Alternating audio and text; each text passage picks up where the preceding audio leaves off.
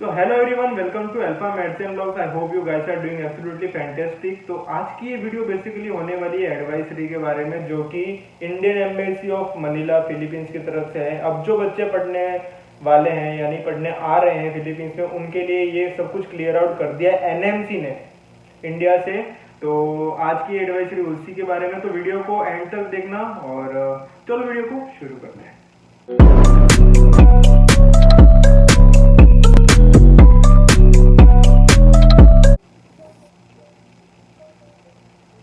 तो बेसिकली क्या हुआ था कि बात कर ली जाए 2021 की, तो नवंबर एंड दिसंबर में एनएमसी पास सच रेगुलेशंस की स्टूडेंट्स अब जो बाहर पढ़ने वाले हैं, फिलीपींस में पढ़ने वाले हैं, उनके लिए उन्होंने एडवाइजरीज निकाली थी, रेगुलर निकाली थी। जैसे 15 को निकाली थी, 8 दिसंबर 2021 तो उन्होंने रेगुलरिटी में निकाली थी। और उसमें उन्होंने ब्रिजिंग कोर्स बीएस और एबी को लेके भी बात की थी, जो कि एमडी कोर्स से काफ़ी कुछ अलग है, उनका ये कहना है। तो आज की वीडियो में अपन समझते हैं कि उन्होंने अभी जो लेटेस्ट जो एडवाइजरी उन्होंने क्या बताया। तो चलो शुरू करते हैं कि स्टार्टिंग में जो पहला पॉइंट है उसमें क्या कहा है। In response to embassy's query, the NMC India confirm that only those students who have taken admission to MD course in the Philippines before 18th of November 2021 would be considered to be fulfilling the eligibility criteria for registration to practice medicine in India। तो इसमें इनका ये कहना है कि वही student जिन्होंने MD course यानी जो मेडिसिन का जो कोर्स है, यानी फिलीपींस में अगर आप आते हैं तो प्री मेड को एबी साइकोलॉजी और बीएस बायोलॉजी के हिसाब से डिफ्रेंशिएट किया जाता है, और अगर उसके बाद ही आप एमडी के कोर्स में आ सकते हो। लेकिन एनएमसी का ये कहना है कि अगर आप एमडी कोर्स में 18 नवंबर 2021 के बाद जाते हैं तो आपको एलिजिबिलिटी यानी आप इंडिया में आके प्रैक्टिस नहीं कर सकते, उनका ये कहना है। सेकेंड पॉइंट आइए एक बार समझ लेते हैं। NMC has further clarified that BS and MD courses are two separate degrees in Philippines and these can't be equated to MBBS course in India. तो गाइस इनका कहना है बिल्कुल सही है कि बीएस और एमडी का जो कोर्स है वो बहुत अलग है। जैसे इंडिया में होती है एमडी 5 एंड हाफ ईयर्स की, तो लेकिन जो आप बाहर पढ़ते हो वो सिर्फ 4 साल की होती है एमडी, और 1.5 साल की होती है आपका ये बीएस और एबी जो प्री मेड कोर्स होता है। तो ओवरऑल वो 5.5 साल हो जाता है। लेकिन एनएमसी का ये कहना है कि एमबीबीएस होनी चाहिए तुम्हारी 4.5 या 5 साल से ऊपर।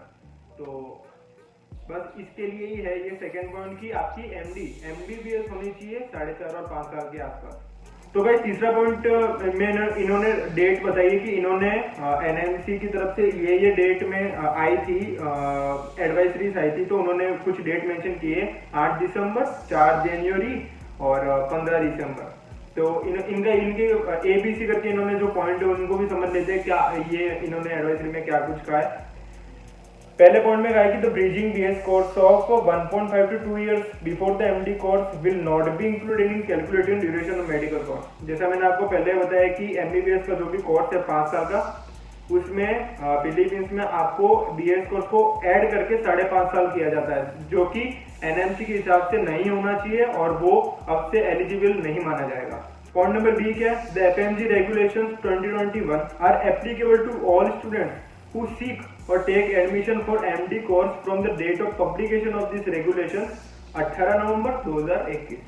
तो पॉइंट नंबर बी में इनका ये कहना है कि 18 नवंबर 2021 आज के इसके बाद जिन्होंने भी एडमिशन लिया है एमडी कोर्स में, अगर आप 18 नवंबर 2021 से पहले एमडी कोर्स में जा चुके हैं then there is nothing to worry about. लेकिन अगर आप 18 नवंबर 2021 के बाद में गए तो आपको एलिजिबिलिटी नहीं मिलेगी, you are not applicable for practice in India. Point number C क्या है। The FMG regulation 2021 are applicable to students who are currently pursuing bridging BS course and will commence the MD course only after 18 November 2021। तो guys point number सी भी simple है। इन्होंने कहा है कि 18 November 2021 के बाद में अगर आप एमडी कोर्स में जाते हैं तो ये जो एडवाइजरी है उन्हीं बच्चों के लिए रेगुलेट होती है, यानी उन्हीं बच्चों के लिए है जो 18 नवंबर एंड 2021 के बाद एमबीबीएस कर रहे हैं फ्रॉम फिलीपींस। चौथा पॉइंट क्या है। Indian students seeking to pursue medical education in Philippines are once again strongly urged to take due note to avoid academic or financial loss in future.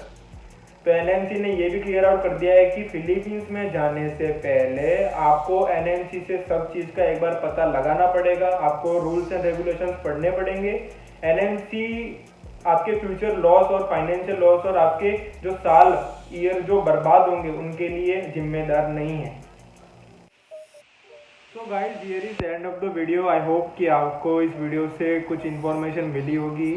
जो भी बच्चे बाहर पढ़ना चाह रहे हैं तो उनके लिए ये नई एडवाइजरी थी जो मैंने सोचा है कि आपको आप लोग तक पहुंचानी चाहिए, बतानी चाहिए आपको।